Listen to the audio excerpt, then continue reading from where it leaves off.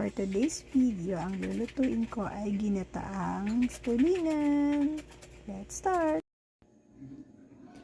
Hi friends! So ngayon magluluto ako ng ginataang tulingan, my version.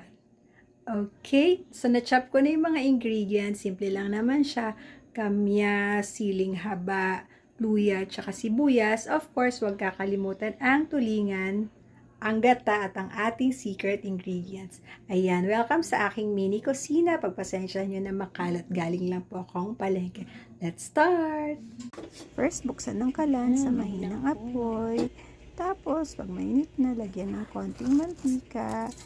Ayan, ikutsa ng ating chop na baboy. Diba?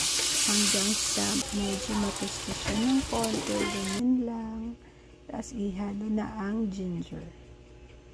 Yan. Sibuyas, tsaka syempre ang bawang. Okay.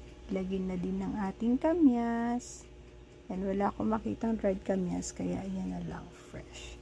Tapos siling haba para pampawala ng lansa, tsaka may konting anghang. And then, ilahok na ang ating tulingan. Ayan, ganyan po. Fresh na fresh from the palengke. Diba, i-arrange lang sila ng maayos. Tapos, lagyan ng kaunting tubig, asin, saka paminta. Diba?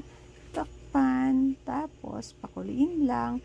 Timplahan ng konting patis, bet nyo. Tapos, yun na. Hintayin nyo ng pagkakulo and lagyan nyo na siya ng kaunting gata. Yung ikalawang piga, ha? Ayan.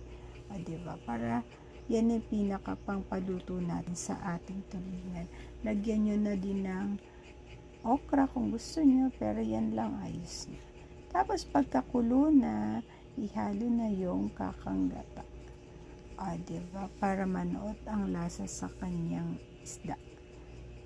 And ayan na, hintayin nyo ng maluto. Ganyan lang. Patience is a virtue sa ating pagluluto. Ayan na, malapit na maluto ang ating ginataang tulingan. Gusto namin ng masabaw.